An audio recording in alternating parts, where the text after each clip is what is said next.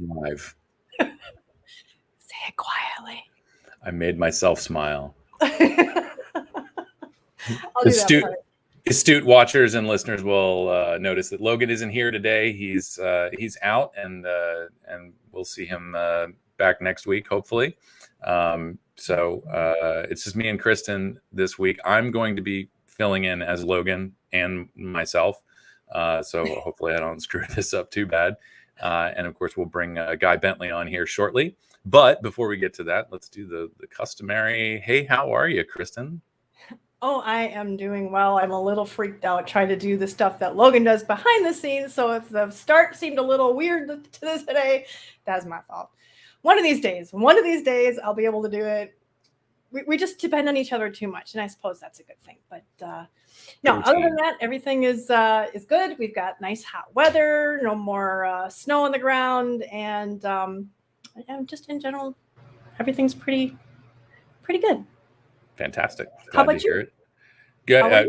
Likewise with the warm weather, it's like 80 some degrees here today, and I refuse to put the air conditioner in the windows. It's going to get cool again, and we got another 80-degree day next week, so maybe next weekend. But it's a little hot, so I have a fan going. Yeah, we got fans. That's how we're up in the Northwoods, so it doesn't get too hot. We get some hot days, but in general, at night it gets nice and cool. And that's why do we always end up talking about weather? Are our lives that boring? it's a good strat. No, that's like how you break the ice. It's how when you meet people, you talk about something you can agree on. You know, it's like it is what it is outside, and then you're both on the same level, and then you can talk about what you disagree on. Yeah, I'm not sure how much we're going to disagree on today, though. Yeah, I think we're both on the same page with the whole menthol thing.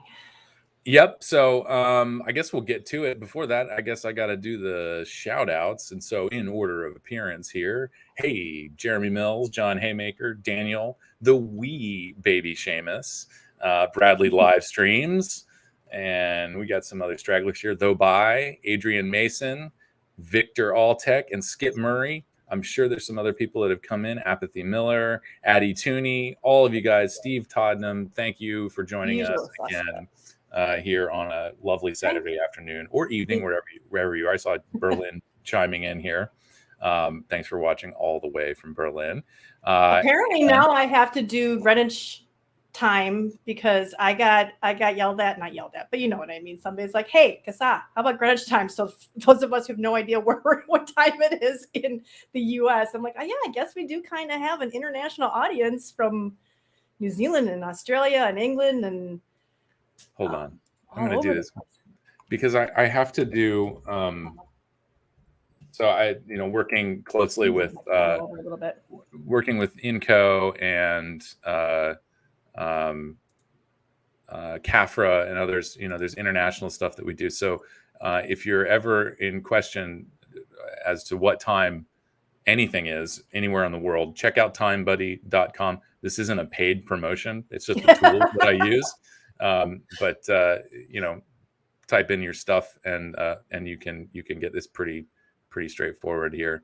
I have the same thing because I do deal with national or international stuff as well, and I have to what the heck time is it? I mean, Guy will tell you. I asked him, where are you? What time is it where you are? So I know the time to tell you when you need to be here. So, yeah. So we're easy. We're East Coast here. So sorry for leaving out the rest of the world, but CASAA is a sort of U.S. focused we are organization, a little aren't we? I mean, the people in California are lucky I put the time on for that. I'm in flyover country, so the rest of you figure it out. But speaking of Guy, should I do the thing? Yeah, and I'll let people know the legislative update that I'll do at the end here is going to be very brief. This week we have Hawaii, Alaska, and of course commenting on the menthol rule, and we'll get to that at the end after we stick around for that. Let Guy go and get about his weekend. So without further ado, we should do the thing. Do the thing.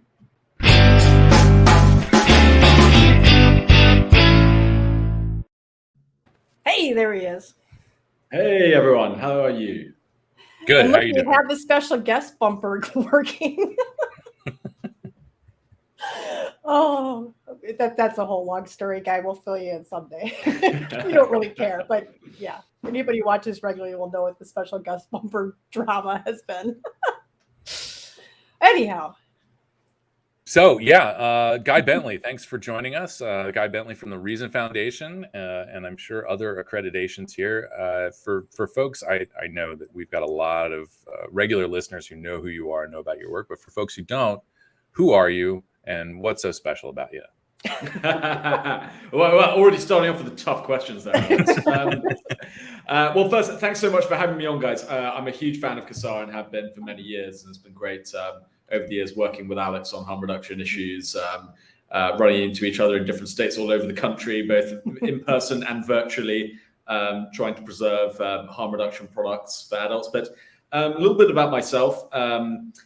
So I'm originally from the United Kingdom. I moved here in about 2015 for work. I was in a former life a journalist. I was working in a newspaper in London and came to work for an outlet in the US, and then moved into think tank land. And right now I work at the Reason Foundation, which is a free market think tank that was founded in the 1970s. That really was born out of a magazine called Reason Magazine, which is a libertarian magazine that also produces Reason TV and lots of podcasts and all that good stuff as well. And that's been going around, I believe, our anniversary. It's, oh God, I think it was late 1960s, early 1970s, the first issue of Reason Magazine.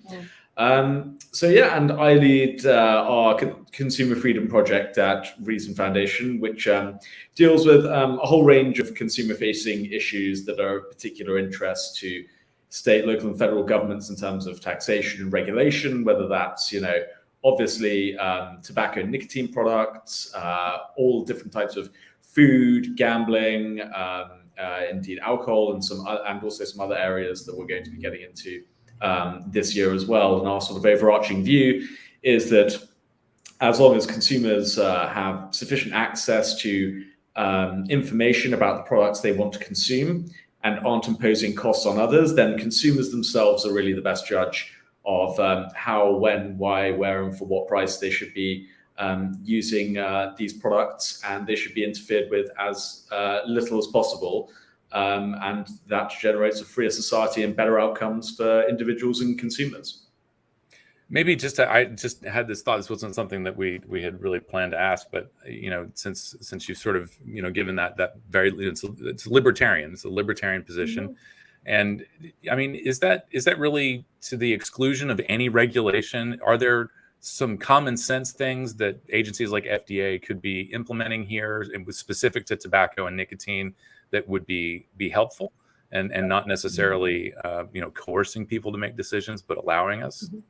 Yeah, totally. I mean, it should absolutely be made clear, not all regulation is bad. Regulation in many areas facilitates freer and better markets, and also helps consumers. So, for instance, take the specific example of cigarettes. If it was not clear to consumers that cigarettes have a massive health risk, that would be a massive failure. If you didn't know cigarettes were bad for you, people would overconsume cigarettes, right? If you're not aware of the trade-offs, in the economics jargon, we would call them asymmetries of information, where one half of a transaction knows more, is aware of something that the other half is not, then you get consumers making choices that they wouldn't themselves want to make because they're ill-informed about the trade-offs. And as your sort of question suggests, many people are ill-informed about the trade-offs when it comes to risk-reducing nicotine products. So there's absolutely a role for government to say, one, that you can smoke cigarettes if you want, but they are very dangerous, and consumers should be aware of that. And that there are also alternative products that may not be risk-free, but are dramatically safer. And with that knowledge, you do as you will. Now, we can get into more sort of complex things, for instance, about, if you are imposing a cost on other people. Alcohol would be a good example. Why do we tax alcohol? Well, because alcohol, for people who drink, it's, I'm myself included, alcohol is great, but does have major societal costs. in terms of drink driving or violence or any of those kind of things. And so instead of banning alcohol, we will regulate it and to tell consumers, what are the possible health consequences, educate people about what can happen if they drink too much alcohol. And also we tax alcohol because it takes up police resources in terms of getting, dealing with law and order and accidents and so on. So there's absolutely a role for government in facilitating smooth running and efficient markets. But those are always to make sure that other people aren't bearing costs, and also that consumers are making the decisions that they would freely want to make. When regulation verges into, well, it's just the regulator or a pressure group's idea of what is good for the consumer, outside of what that consumer thinks is good for themselves, that the idea that the preferences of a third party would trump the preferences of the consumer themselves, that's when we get into paternalism and very unjust paternalism. Sort of the difference between something that's harming you or, well, you're dependent on it, that's bad. Well, that's your opinion. Exactly. That's it. That's exactly right, Kristen. I mean, people can make all sorts of judgments about other people's behavior, and they're free to make those judgments. But the problem is you are not that person. So you don't know what the trade-offs they have in their own mind. So somebody who is, for instance, very health conscious, is very into physical activity and eating well and going to the gym, all that great stuff, that's fine. More power to them. That's not me. That's not how I live my life or care to, because the time, we're all limited in the time we have, on this earth. And so time is in essence your most precious resource. And so how you choose to spend that time, is it, well, I want to extend this time as much as possible, or do I want to, maximize the enjoyment I have in this time? All that is going to vary from, we're going to have as many opinions as there are people on the planet. And you really have to leave everyone to make their own decision rather than impose what your values or preferences would be on other people. Right. And I'm glad Alex asked you that question, because people very often think libertarians are like anarchists and don't want any kind of regulation at all and just think it should be a free for all. And it's definitely not that way. And I was curious what is the comparison? What is the what's the word I'm looking for? What would most closely match that in the UK as far as Libertarian Party, would you say? Well, there's no explicit. Well, I think there is a Libertarian Party. It's very, very small, but the UK, like the US, is a first past the post electoral system, which really gravitates towards two major parties: the Conservative Party and the Labour Party. There are other parties, very much like here, and so you do have other parties, the Liberal Democrats and some others as well. But in terms of sort of libertarian influence, there are several think tanks in the UK, for instance, two of which I used to intern for many moons ago now, the Institute of Economic Affairs and the Adam Smith Institute, both of which also do great work on harm reduction issues as well. There's also the Taxpayers Alliance. There's a sort of network of groups in the UK that push for free market and libertarian ideas, within a system of the rule of law, saying, we should have freer markets, freer trade, a freer economy, and having consumers really make these choices. So there is that sort of influence without there being a sort of party. It would be very much here. You would have, there are libertarian members of parliament, some of whom are quite prominent. So whilst there isn't a specific party, there is a sort of intellectual network that sort of inflects its ideas into the general political discourse. And we tend to be kind of centered. I guess one of the reasons why I asked, because my advocacy, my getting into tobacco harm reduction advocacy just opened my eyes to a lot of stuff that was going on in government. And that's how I got involved. I consider myself a libertarian now, small L, I would say, because I'm not a member of the party. That's a whole nother story. But I should also make clear that Reason itself has no official affiliation with the Libertarian Party. It tends to lean towards libertarian absolutely ideals of being a little more socially liberal and more fiscally conservative, and that's kind of right where I ended up being. And a lot of it with the regulations and stuff, it's just crazy how much they overregulate stuff. So I guess my question to you was, Which came first with you? Is it do you have libertarian leanings first, and that got you into vaping, or did you start vaping and like with me, that all of a sudden opened your eyes to, hey, wait a minute, what's going on here with governments? Yeah, totally. It's a great question. I think, well, when I was my first sort of experience of free markets and, being attracted to libertarianism really just anti-paternalism and anti-prohibitionism was when I was interning for the Institute of Economic Affairs. And I think I was a fairly normal conservative back then. So, fairly in favor of sort of free markets and, limited government and so on. But was very, okay with, for instance, the prohibition on drugs. I'd seen like many people have, people in their family, lost to drugs and all the terrible consequences that drug use can have. And that's just illegal drugs, let alone alcoholism, which, it's very, very rife. But I remember, I was talking to the director general there. He took all the interns out and we were arguing about drug legalization. And I got home and I was just like, wow, Mark really, really floored me in that debate. But, how so many of the harms that I was associating with drugs were because of prohibition. And, what are you going to do? Are you going to have, surveillance cameras everywhere and people say to monitor, what people are doing? Are you going to bust down doors, put people, none of this works. And then just over a sort of long period, I was, just reading more and more and listening to, sort of professors and economists and people like that. And I think I sort of really got the sense of sort of anti-paternalism in that, to really, respect other people is to respect their choices, even if you think they're wrong. You would never, if there was, somebody in your, nearest and dearest, a great friend of yours who, is drinking too much and so on,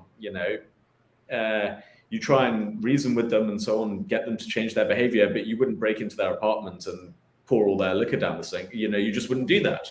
And it's no better if the government does that. Right. You should, don't displace what you wouldn't do individually onto the government.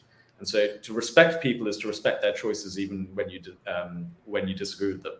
So I think that was definitely a sort of a path that I took of like, even, it's a pill to swallow. You have to say, I think this person is making a wrong choice, but using government to solve that choice often creates more problems than it solves. So how'd the vaping come in? So the vaping really came in, well, when I was, because I was a smoker. I started smoking when I was 13. And I always said, even when I was in high school, I was like, oh God, it's such a shame because smoking's so bad for you, but I really do like smoking.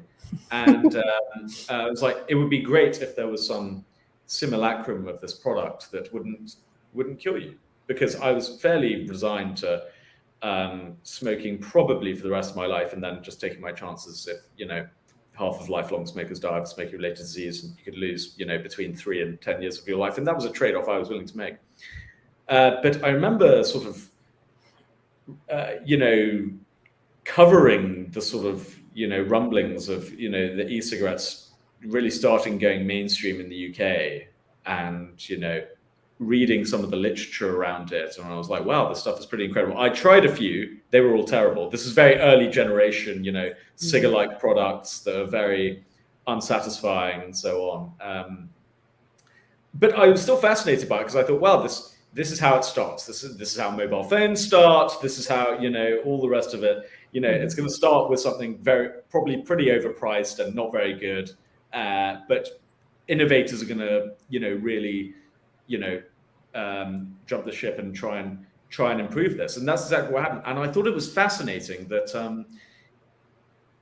as this was happening, there was a group of people who were just automatically rejecting this. I was like, wow, this is going to be great. It's like sort of, if anyone's familiar with the golden rice, which is a genetically modified form of rice that I believe ups your dosage of vitamin A, which can prevent blindness, that would, prevent millions of children getting blind in, developing countries.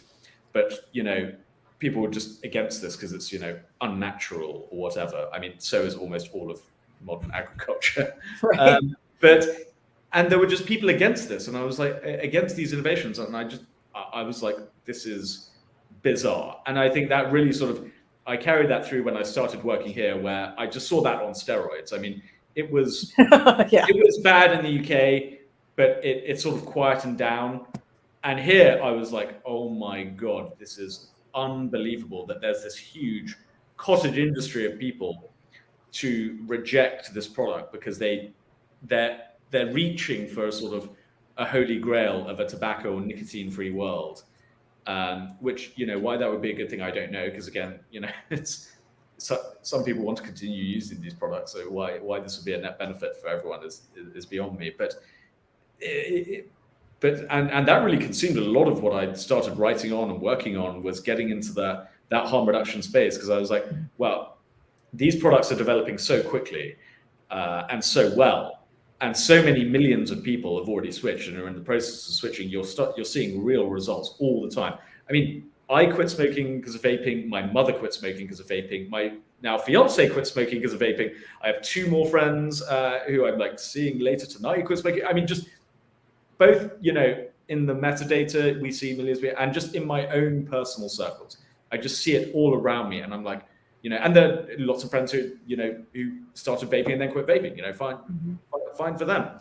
So I thought it was a really important issue that wasn't getting enough attention, but thankfully groups like CASAA and others have, really put it on the map, and also been, I think, when, particularly a lot of the Bloomberg funded groups and Campaign for Tobacco Free Kids thought they were going to go after all these products, and they're several years behind their agenda. I think they were surprised that, they have a much easier time attacking cigarettes for obvious reasons. One of which is that smokers don't stand up for themselves, but vapers do. And I think when they would go into committee hearings or whatever and see dozens and dozens of store owners and users of all demographics and all the and everyone who actually put pressure on legislators and regulators, they were sort of taken aback by that there is a sort of, organized resistance to this kind of, definitely one of the worst kinds of prohibition I can think. I mean, I'm against alcohol and drug prohibition, but I can understand it. I can understand the identifiable harms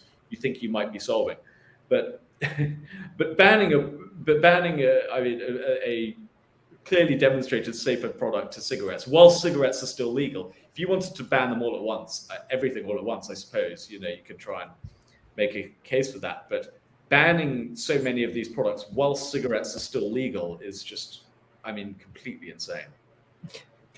Yeah, good luck banning everything all at once. Banning all of the things that have been part of, with the exception of, probably, synthetic stuff that's produced in the lab. Drugs have been a part of human evolution, which is sort of an interesting take on substance use generally. That these are things that we as animals just need. We've evolved alongside of substance use, and perhaps there will always be a percentage, roughly 25, 1/4 to 1/3 of the human population that will function better, have a much better experience in using drugs. And that includes, of course, nicotine. But I know that your time is limited, and we want to make sure you get to the fun things that need to happen on a Saturday. So maybe we'll shift gears abruptly here and start getting into the menthol rule. Which is why we brought you on, because you have, of course, written about this more than once, I'm sure, and recommend checking out this article to everybody who's listening and watching on the stream here.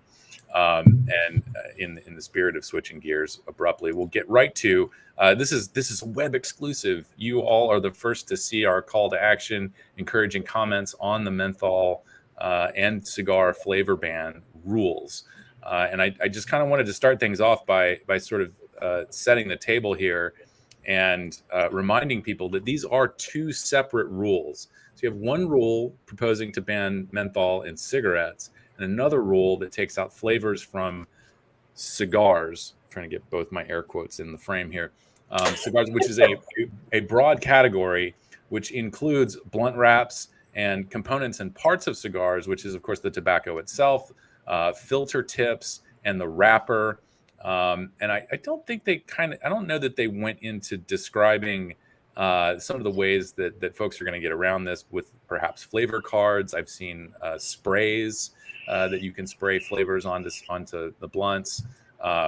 and all this stuff. But it's interesting, and I highlight this other rule, the cigar flavor ban, because I've lost the reference. It's somewhere in my notes, but there are according to national survey data, which kind of breaks kids down into different race classes. You have obviously white people, there are black kids, and then there are Hispanic kids or Latino kids.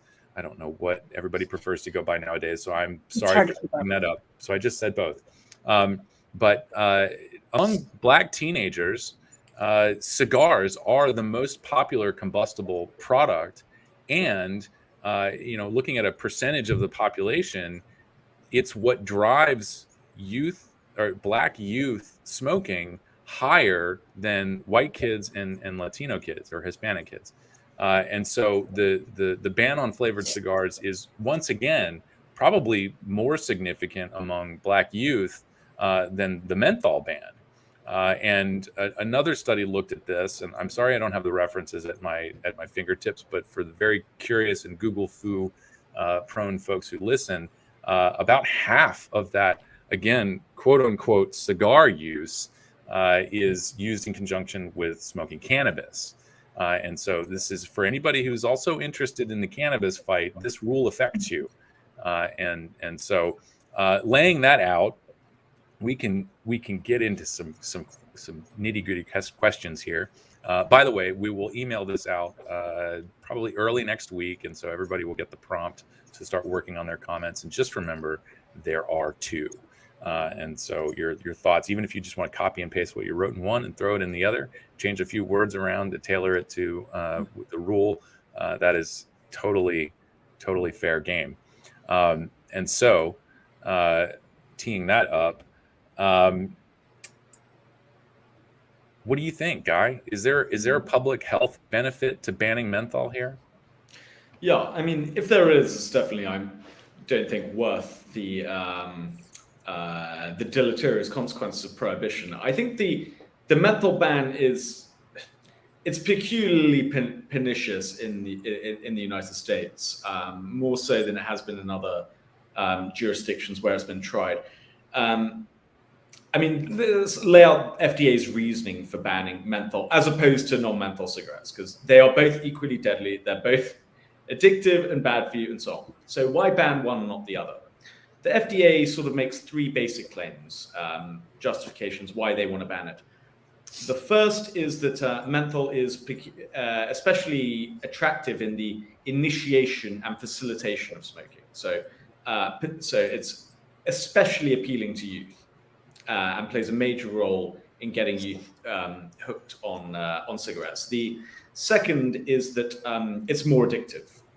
There's a greater liability to be addicted to menthol, and therefore that it's harder to quit menthol cigarettes than non-menthol cigarettes. The third is that it'll narrow health disparities, particularly between African Americans and non-Hispanic whites. So there's a sort of social equity lens to that. Taking those in turn, the appealing to youth thing is just bizarre. I mean, youth smoking, from my assessment, is basically non-existent in this country now. I think you look at the latest 2021 National Youth Tobacco Survey data, you have 1.5% of middle and high school students who have used a cigarette in the past month. Of those, more than 60% use non-menthol cigarettes. So even of the tiny proportion of kids who smoke, almost 2/3 use non-menthol. If it was especially appealing to youth, we really should see those numbers reversed. In terms of the number of kids smoking regularly, I mean, 20 or more days of the month. So what I would consider a actual youth smoker, you're talking about something like 0.6% of middle and high school students. I mean, and this should be great news. It always used to be said that you could never have, a classic sort of anti-tobacco prohibitionist argument used to be, well, we can't just regulate it and, have and bar it off from kids and then adults can have it because it always gets to kids and all the rest of it. It's like, No, we pretty much eliminated youth smoking. So I think FDA's youth argument goes by the wayside. The idea that they are more addictive or harder to quit is also ridiculous. For instance, we did Reason conducted a study. We found that when you look at patterns of menthol use across the country, you look at cigarette distribution across the United States. The states with the highest, by the way, the states with the highest menthol consumption have the lowest youth smoking rates. Very, very, very consistent finding. But also what you find is menthol smokers smoke fewer cigarettes per day. And actually that's not just our research, that's actually been known in the public health literature for some time. Why? We're not sure, but it's somewhat dispositive of the idea that they are more addictive than non-menthol cigarettes. Non-menthol cigarette smokers typically smoke more cigarettes per day.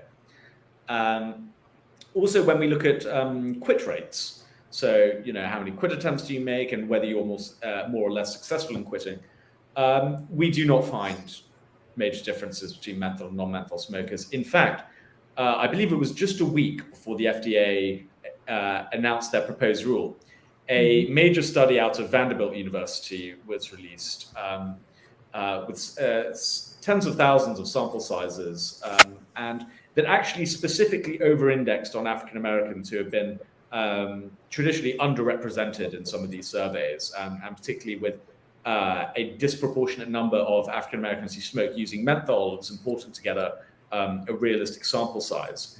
And what they find is no difference between menthol and non-menthol smokers in terms of successful quitting, and no difference between African Americans and white smokers in terms of successful quitting. So there's some evidence, very sort of much more smaller studies, that would contradict that, but this is the latest research and very finely done.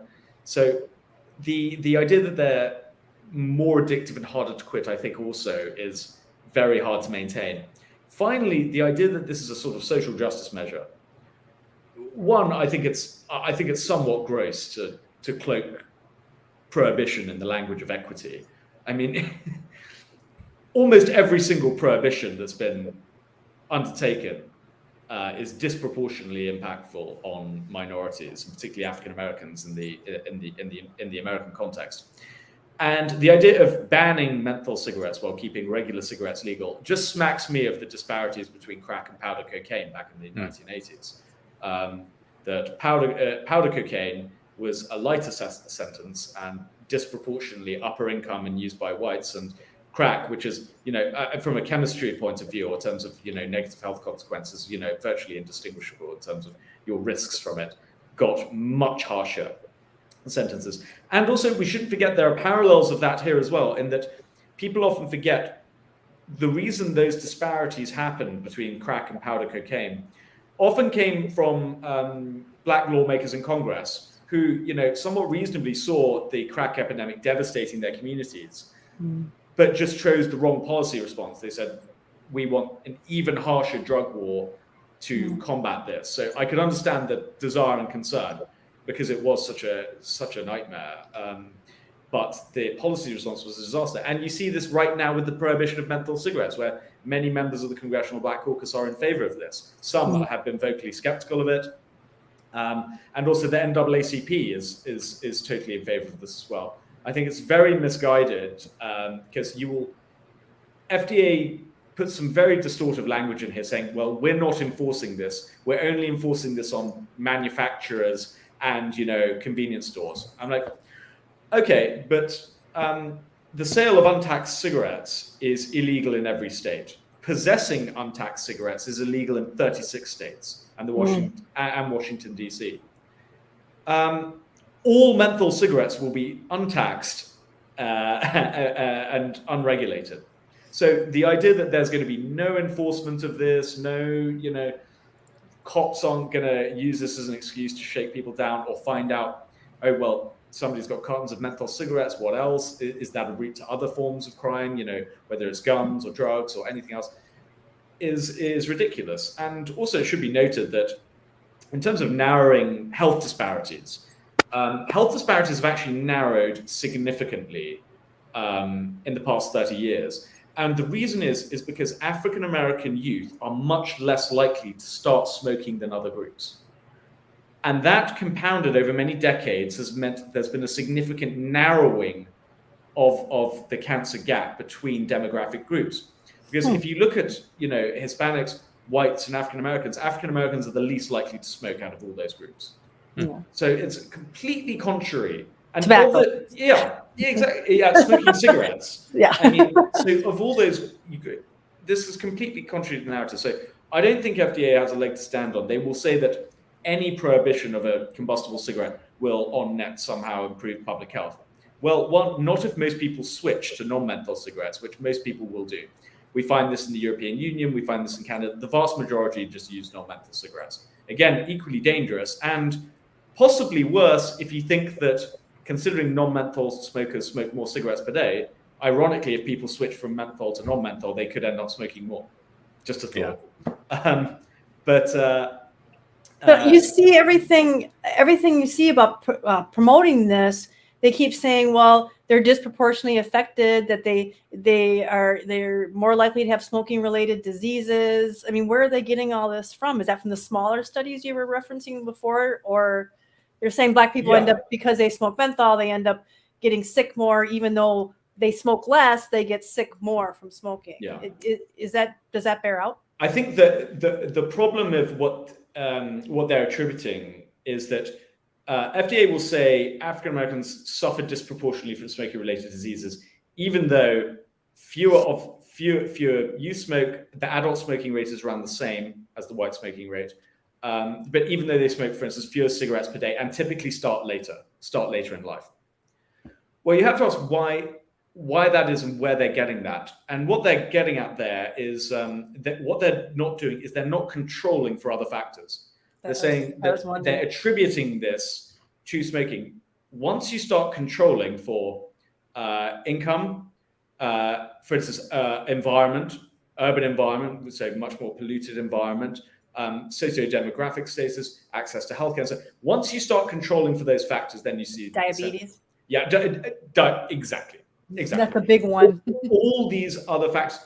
Once you start isolating and controlling for those things, then you start to see the disproportionate number disappear, because then you would have to make some very bizarre argument about how, you would get into a very strange territory of then saying how African Americans would be somewhat physiologically different because they smoke less but get sick more. Yeah, because the same smoke is going into their lungs, but it's going into a white person's lungs, but one's getting more, just really bizarre stuff. You'd have to twist yourselves in knots. So I think, Christian, you, that's a really important point. And I think it's something that, we'll be putting in our comments is like this this idea of disparate outcomes, which again have already started narrowing. I mean, according to the American Cancer Society of all people, it should be tackled as well. But it's once you start controlling for those factors, which again raise other questions about, okay, then what about tackling pollution in the urban environment, educational opportunity, access to healthcare? Those are much more pertinent questions than picking on a minority of a minority, targeting yet another prohibition. And, I think most relevant to, a CASAA audience and why, people watching should be interested in this is it's entirely unnecessary.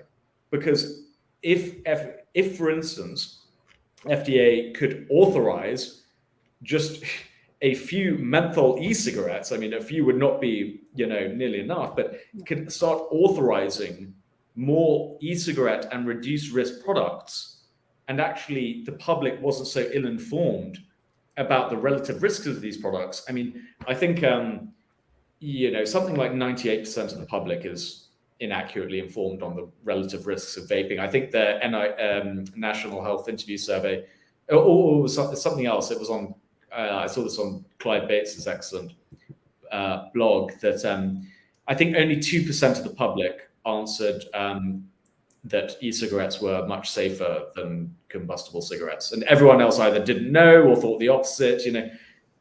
Once you correct for those perceptions, once you have a harm reduction model, you don't need prohibition. So we can forego all the potential costs, the law enforcement costs, the incredibly this is this is targeted racial paternalism of a quite ugly kind, I think.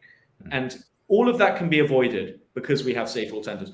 Wasn't true 30 years ago, wasn't true 50 years ago, but it's true now. So this is entirely unnecessary. And so for those who want to quit, want to use nicotine in flavors, there is a model to do that. So, why burden ourselves with the cost of another prohibition, just at the same time when we're getting rid of marijuana prohibition and all the rest of it, and we're just going backwards in the tobacco front. Yeah. I did want to add to what you brought up and talking about why this is something we included in our position statement last year about the proposed menthol rule, and why it sounds like if you're sort of casually listening to the justification here and this emphasis on saving the Black community, I think that, as you said, there are other things that need to be controlled for in assessing, Black people dying from smoking attributable disease. And a lot of this has to do with, I'll give you the word. Here's the collection of words here is environmental racism. It's a real thing. It's structural. These are, environmental racism is part of our built environment, if I'm using that correctly. Everything from elevated freeways that divide communities to where the incineration plant is being located, or heavy polluting industries. Typically, you can find those things next to Black or otherwise underprivileged communities that aren't known to fight back effectively against zoning laws that allow industries like that to locate next to communities. So absolutely a much larger conversation than just, somehow African Americans are uniquely susceptible to smoking attributable disease, which I would think is if people are thinking critically about that, would probably be very offensive to imply that somehow they are genetically implying that one race is genetically inferior to another race. It seems to not go over very well in history. So that was just something, an added layer I wanted to add there. Just think about who's most likely to be standing on a bus corner as the diesel bus goes by and plumes of smoke come out of the back of it. Is it going to be some wealthy mom from the suburbs? No. Who's going to be exposed to that more? We were just talking before the show about how I remember living in the city and the smell of diesel fuel from the buses brings back memories, of summer. But that's true. You've got, we have a meme that we put out because they were banning vaping at bus stops. And then you look at this black smoke coming out of the back of these things. That stuff's carcinogenic. And Black people and people in poor neighborhoods tend to use the bus more. They're standing out there as bus after bus and car after car comes by and getting into the bus. And, do they take that into account?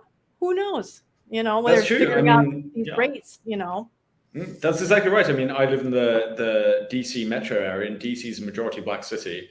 And you find, of course, the city is majority Black, and the outer rings, the suburbs, and, Maryland and Arlington all are overwhelmingly white. So I think, you guys make exactly a fine point on that. But also, if we think about the logic here, if banning menthols would save X many lives, and we think it is a worthy violation of people's choice, just imagine how many lives if you ban them all. FDA doesn't legally have the authority to do that. They do in an attenuated sense by reducing the nicotine in cigarettes to a level where it's, the product is essentially banned. But just from a philosophical point, they say, well, I find the idea that, tobacco, because they always say, tobacco companies targeted the African American community with menthol. That's why you have disproportionate use of menthol and so on. And I was like, that could largely be true. But I'm not even sure why it's a relevant point. The tobacco companies also disproportionately target white working class women with Marlboro Reds or women with Vogues. I'm not quite sure why. I understand it's branding and marketing. If you think, tobacco advertising, is inherently sort of, immoral, I suppose, but then it would be just as immoral for for the Marlboro Man as for like Cools or Newports. Like there's Yeah. no different. I mean, every product segments consumers. And so, I'm totally with you on that one. I make that argument all the time. Why is one worse than the other? I don't know a single person who smokes who said, yeah, it's because I saw an ad, so I went out and bought marbles. I mean, my husband was a menthol smoker. He grew up in an interracial family, interracial neighborhoods, lots of Black people in the neighborhoods. They all smoked menthol. That's why he smoked menthol. My dad smoked Marlboro Reds. I smoked Marlboros. That had so much more to do with it than any kind of targeting or ad. I mean, sure, you're going to have a lot of ads in those neighborhoods for those menthols because the people there smoke menthols. So they're trying to come smoke our menthols, do that instead. Before we get too late, I just want to ask, I'm seeing a lot of stuff in the chat about people saying, well, I don't like menthol. It doesn't matter. I don't like menthol vapes. I don't, tell us why people who vape should care about menthol being banned. How does that kind of what goes around comes around? Why should they care? Why should they do that call to action that CASAA has? Help them see the bigger picture, if you would. I hate to put you on the spot, but I bet you could. No worries. Well, one, because menthol vapes will be banned and are being banned.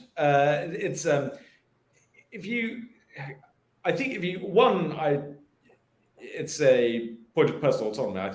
I think the idea of a disproportionately racially targeted prohibition is problematic to begin with, and that people should, I think, on principle, be opposed to. Why does it matter in the broader harm reduction context? Well, look at the arguments, for instance, that FDA is making. Let's say a disproportionate number of Afro-Americans start using menthol vapes of those that are on the market at the moment. And let's say even if a few get authorized. Let's say some nonsense research comes out that says, well, menthol is especially appealing to youth and it's especially appealing to this demographic as well. So let's ban, let's just leave you with tobacco flavored vapes. I mean, the reasoning here can just go, because remember the tobacco control community, or at least those who are very opposed to the harm reduction framework, will seamlessly move on from menthol cigarettes to saying, well, even though it's not smoking, it's nicotine, and nicotine affects developing brains, and menthol is especially appealing. Just the logic here works. And also, I think the harm reduction and sort of vaping community can be very useful in this context of saying, listen, this is going to be a nightmare for law enforcement. It's going to be a nightmare for those individuals who are either going to continue buying menthols on the black market or switch to just non-menthol cigarettes. We have a better solution for you. And if FDA and the government took a more accommodative attitude towards vaping, you wouldn't need to do this, because there are lots of people who are opposed to this, both in Congress and in prominent positions. Al Sharpton at the National Action Network has been very vocal against this, the American Civil Liberties Union against this, and the vaping community can be there to provide, well, I know you don't want to do nothing. You think lots of people are smoking menthol when they shouldn't, so you want to help them. We can help. This is your way to get out of prohibition. It is to authorize more vapes. It's to inform more people about vaping.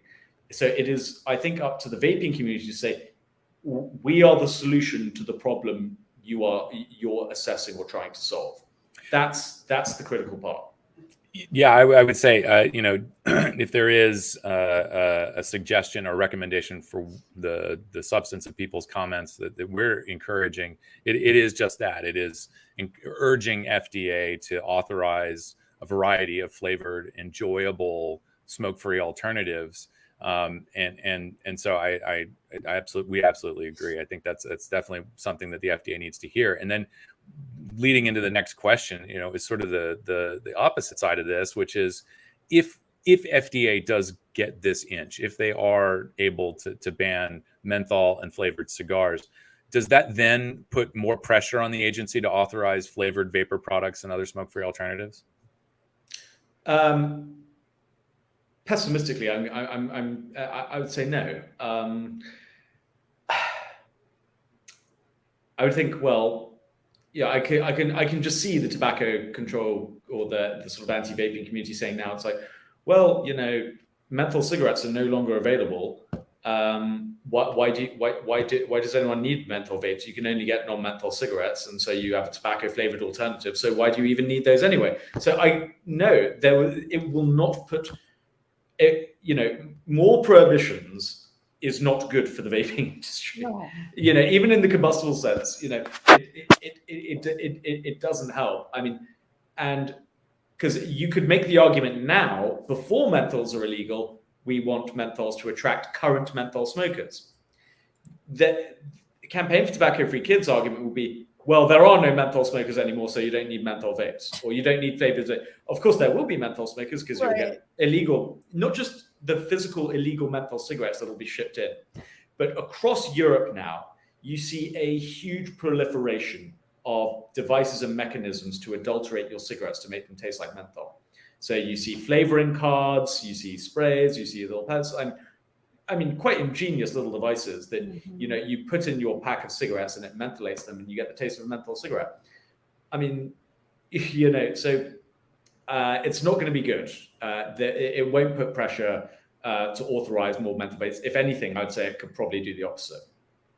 What about very low nicotine cigarettes? Because didn't they authorize a menthol very low nicotine? Do you think maybe they're counting on that, they won't have regular menthol cigarettes, but now they'll use these very low nicotine, and then that will help them stop? Do you think that's going on in their head?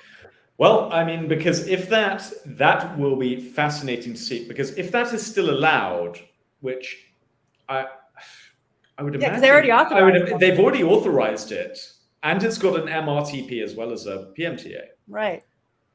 I suppose they could, but it would be very, because of course you're getting everything terrible that's in a cigarette. I mean, these very low nicotine cigarettes, I mean, I think it's a somewhat shameful product. I mean, this company that makes them, I won't mention it. We're with you on that. But a company that entirely exists based on the premise that other products will be banned. Is quite an example of very gross business practice. But I don't think that's factoring majorly into FDA's calculations, because one, if people did switch to that, right? If menthol smokers switched to that en masse, it would totally screw up their modeling calculations of how many lives would be saved, because these things are just equally as deadly. Well, they think that people will quit because of them, because all their studies show people quit with them.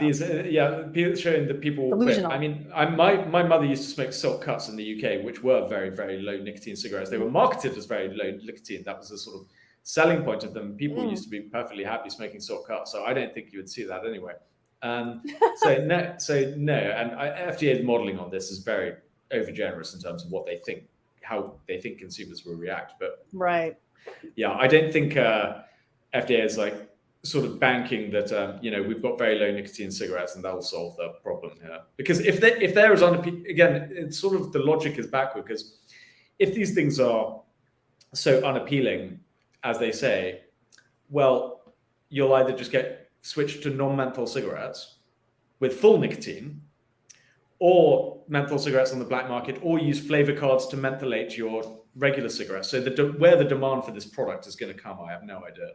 Yeah, well, I mean, I know that's their goal, to eventually have all cigarettes be very low nicotine, because that company has completely bamboozled them into thinking that they're actually people won't compensate and stuff. But yeah, I think people need to understand that are letting them get away with.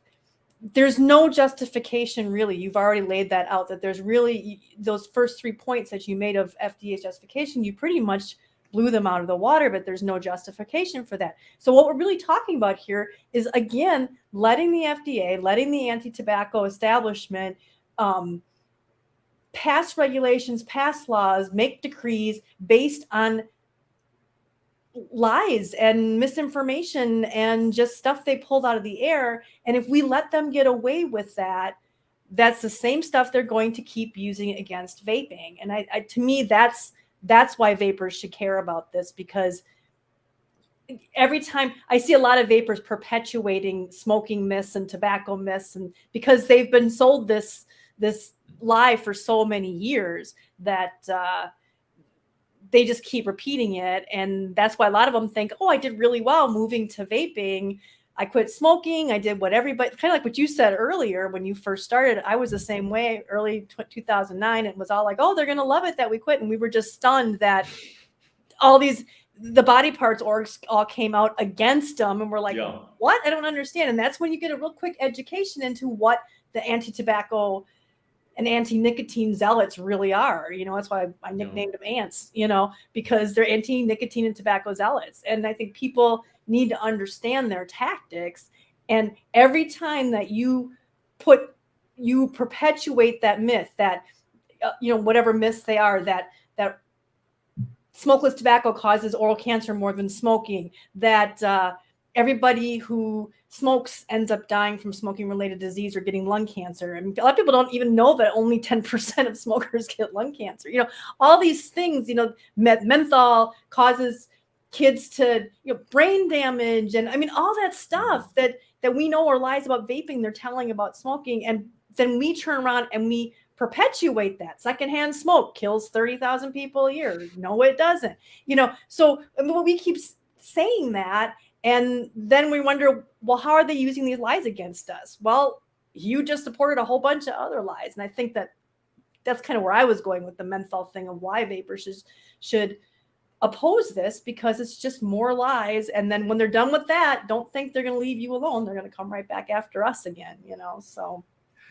And I did, you guys were asking about, I think I heard that correctly while I was looking for things, whether or not they would go after the very low nicotine cigarettes. And as it's written, I mean, the scope of the proposed rule is all types, sizes, nicotine strengths, and formulations of cigarettes, cigarette tobacco, and roll your own tobacco. And this also includes heated tobacco products that meet the definition of a cigarette in the FD&C Act, which I didn't go and diligently research to double check what the definition is and whether or not a product like IQOS would be included in this. But this ban is, at least at the moment, indiscriminate. And so for people who are CASAA members, our overarching mission here is tobacco harm reduction.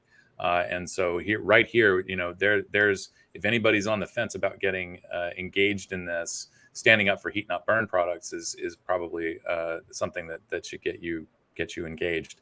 Totally, the heat not burn stuff, exactly. I mean, we obviously, there's a problem with, IQOS now that it's not on the market, but when we do have other heated products coming back onto the market, exactly. I think that's a very good point. And FDA can withdraw things like PMTAs now. They can, that's not set in stone. These things can be taken away. Yeah, that's another, one of the stuff?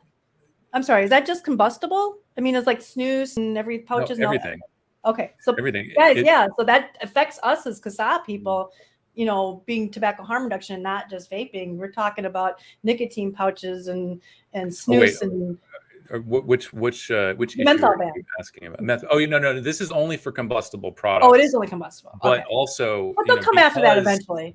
Because it's defined as a cigarette. Yeah, because of the heat not burn product, because the heat sticks, right? In something like a third or 2/3 of the states, heat sticks are already included in the state's definition of cigarette for tax purposes. And so I imagine also, looking, I don't know why they didn't just go and include the definition here, but they get down there somewhere in the document, the definition of a cigarette's there. But yeah, that's an issue already for heat not burn that, as soon as it comes on the market, we don't get to have this discussion unless we push for it about, a lower tax rate for reduced risk products like IQOS that did receive the MRTP from FDA. And then, as you were saying about the marketing orders and MRTP, first of all, MRTP, and I think about the marketing orders, it's a review every 3 years. And even during that time, FDA has the authority to revoke marketing orders or an MRTP, whatever. I imagine they're a little bit more diligent than, say, YouTube, but they have that option, which it sort of makes all of the hand wringing and very vocal opposition to approving new or authorizing new products just kind of ridiculous. Matt Myers and the Funky Bunch are acting like this is, once a product is authorized, it's set in stone, it's out there forever, which is absolutely not the case. If something does come out in the data, which it's not likely to, FDA does have the authority to step in and take the products off the market. So it's why they're afraid, because if something is authorized and nothing bad happens, then they have less of a case to ban it. So yeah, good point. Well, Just I what know a that we weird come up on our headspace to be hour, in. and you have to go. Did you have any final thoughts or anything that you'd like people to know about this whole thing? Nothing massive in conclusion. I think you guys have covered it brilliantly. Just thanks so much for having me, and really looking forward to continuing to work with CASAA on harm reduction issues. I think it's been an exciting year so far, both in the States and still waiting on all sorts of craziness for PMTA authorizations. But we'll continue writing about this and helping out where we can. So if anyone's interested in some of the work that I do, but also my other colleagues at Reason who work in this issue on Reason magazine side, Jacob Sullum writes a lot about tobacco harm reduction. He's a great follow. Find him at reason.com. Oh, yeah. My share colleague stuff a lot too. Yeah, Jacob's fantastic. We also have, we actually have 3 Jacobs in the Reason universe. There's Jacob Sullum, Jacob Rich, who's my colleague on the think tank side, the foundation, who actually he has a new preprint study up on how the Massachusetts flavor ban impacted sales of cigarettes in the surrounding states, which is really interesting stuff. And also Jacob Greer, who's not full time with us, but writes. But occasionally writes for Reason and is a great friend of. He's actually guested on our show a couple times. Yes, fantastic. We'll have to get the other Jacob on one of these days. Yes, too, absolutely, and he's fantastic, and he writes for us as well. He's actually written the May issue of Reason magazine. Is very, very cool cover. It's on the sex, cigarettes, and the new prohibition. Right. And Jacob Greer wrote one of the leading articles for that. So yeah, all at reason.com. We actually have on Monday. I'll preview this. On Monday, we should have a video coming out about the war on nicotine, in which Jacob, from Reason TV, in which Jacob is one of the folks. Jacob Greer is one of the folks there. So I'll be tweeting that out and send that to you guys. So good. Should be it's a great video. So that'll be hopefully should be released Monday. Well, I remember. I mean, I've been doing this since 2009. I remember you being one of the earliest people in the media to come out, and I mean, so it doesn't surprise me that you actually vape, because people who vape get it. They actually get it, and so you've put out some brilliant stuff over the years, and so we want to give you a thank you for that, and thank you for coming on the show and all the stuff that you write. And hey, if you ever want to quote from consumers, from the actual stakeholders in one of your articles, you know how to reach Alex. Absolutely. Or absolutely. Absolutely. And as I always say, the only, a lot of groups like CTFK and all the ANS groups cast themselves as stakeholders. Really, the only 2 stakeholders in a transaction are the business and the consumer. There's the only stakeholder. Just hating a product doesn't make you a stakeholder. Yep.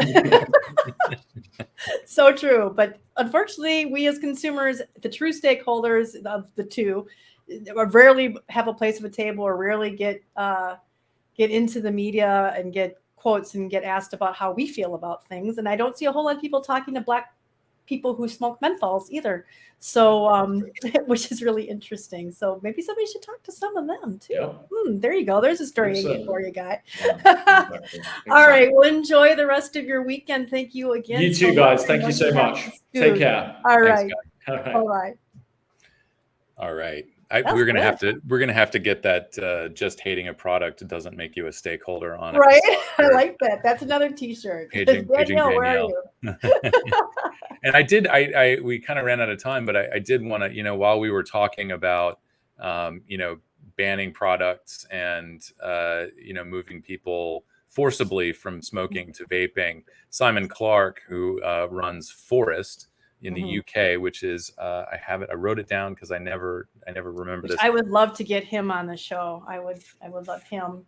Freedom Organization for the Right to Enjoy Smoking Tobacco. He has a blog post out from today. I guess suggestions in the UK Parliament about banning all cigarettes and forcing people to take up vaping.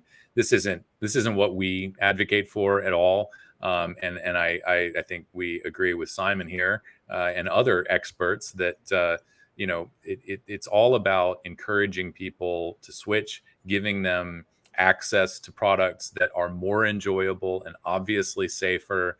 And people will, I think, very naturally and organically make that choice. And you know, as we have talked about on the Twitter Spaces, and I think I've brought it up here as well, the research from Dr. Carl Phillips and Mariwa Glover, looking at that initial shock of the Surgeon General's report in 1964, and that being almost exclusively responsible for all of the declines in smoking. It doesn't seem like I've been saying it. It just doesn't make these heavy-handed regulations are just not necessary. You know, we don't need to ban menthol to get youth smoking down below 2%. It's just, it's there because parents figured this out. Parents are quitting smoking in droves. Parents are quitting smoking thanks to vaping. We just don't need the cattle prod anymore. The smoking is going out of style. And, you know, for people who want to continue to smoke, I know how much I loved smoking, and I'm in no position to take that pleasure away from people. And so I would just hope that, you know, to me, it's like looking at the difference between smoking and vaping, or, you know, nicotine pouches, or even Swedish snus is kind of like, you know, if you were to see somebody driving down the freeway, you know, talking on a rotary dial phone, you know, we have cell phones now. We've upgraded the technology. That's, to me, that's the difference between smoking and vaping. So you know, and it's, well, for us it's a balance, because we're not smoking advocates, but the thing is that the anti-nicotine tobacco zealots have so exaggerated harms and stuff that you've almost gotten to this point where, well, I mean, you see the lack of trust that people have in our health groups these days, even not vapers and not smokers. You know, people who smoke have been kind of sounding the alarm. And I suggest people go read Simon's blog to get a perspective and get some, you know, to understand the experience. It's one of the reasons I'd like to have him or Audrey come on our show, because they went through all this when it came with smoking. They saw all the lies coming out about secondhand smoke, because the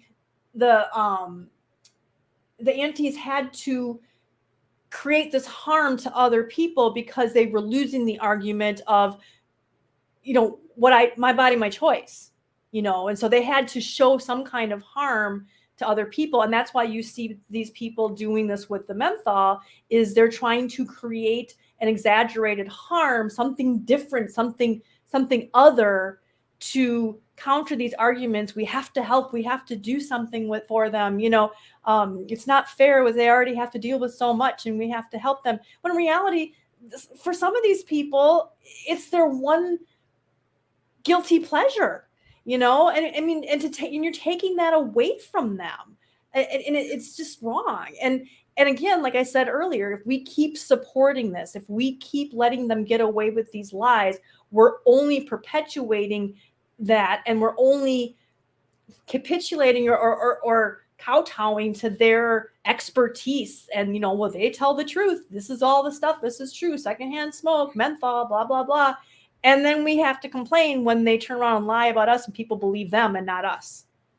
Well, you know, we've been supporting them in that way. So we need to stop doing that.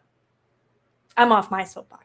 Agreed. Awesome. So without further ado, this is going to be a slightly shorter episode this week, and we can get right to the legislative rundown.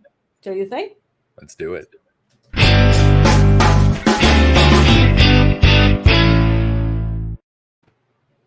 All right. So as I promised at the top of the show, we are going to have a really brief one this week, as I mentioned at the beginning, but just to make sure it's on the radar for folks who are just listening to the legislative rundown, we do have the comment period open for the menthol and flavored cigar ban rules coming from FDA. The comment period opened on May the 4th, be with you, and it closes on July 5th. So you've got a little bit more than a month and a half here to get your comments in. We have our call to action up on our website. All CASAA members are going to be getting an email about this early next week. But those who are listening to the podcast, who are here today, you can go to our website, just pop menthol into the search bar, and you should be able to find this. And we have a little bit of background and an explainer in here. We have some perspective, of course, from CASAA's board president, Danielle Jones. and also a link to our original position statement on the menthol ban proposed rule. And of course, at the time, we didn't know that this was going to be two separate rules banning flavored cigars as well. But at the time, it was sort of just one that was out there.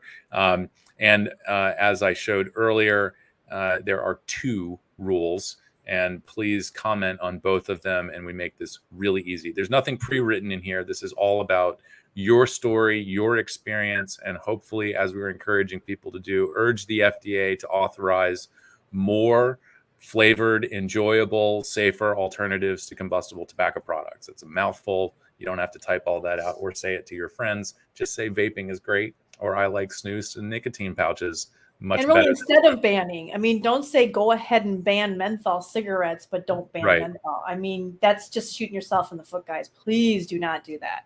Right. That's As Guy articulated succinctly today, and as we have been saying all along, we already have the solution, and it's about meeting people where they're at and giving them safer alternatives. So please take advantage of this. We'd love to get tons of comments on this rule. CASAA opposes the rule, but of course, I understand other people's thoughts and feelings on this, and FDA wants to hear it. So take advantage of what we've got here and get your comments in. Moving swiftly along here, we talked about all the good things that happened with legislation last week. The flavor ban in Colorado was shot down, and the flavor ban in Connecticut was shot down. Actually, was the flavor ban in Colorado shot down this week? It was this week. Yeah, we had a sort of a lightning round in Colorado. It had two committee hearings to go through, and it got stopped. Now I'm getting all mixed up here with where I need to go. Hawaii? I'm going to go to what I got on my list. Yep, Hawaii. So Hawaii, if you are in Hawaii, the HB 1570 has moved to the governor's desk, and our call to action has turned into a veto campaign. So if you live in Hawaii, please take action. Urge the governor to veto HB 1570. I believe this is I'm getting everything mixed up again, and this is a light year, so I'm totally screwed next year. But this is a 45% sales tax. Is that what happened here? Which one are we on now? We're on Hawaii. No, this is a flavor ban. This is flavor ban. Yeah, the tax is Alaska. This is a flavor ban. It does have an exemption for PMTA products, but we all know that that's not going so great. And honestly, people need access to flavored products. So send your message to the governor, urge him to veto HB 1570. And I think, I don't know when Hawaii's legislative session ends, but it'd be really great to get a lot of action on this over the coming weeks. So thank you, everybody in Hawaii who's already participated in our calls to action on this issue. Next is going to be the Alaska bill, which is a tax. And I'm getting them confused because they're not in the contiguous 48 and they're down at the bottom of the map. I'm going with that.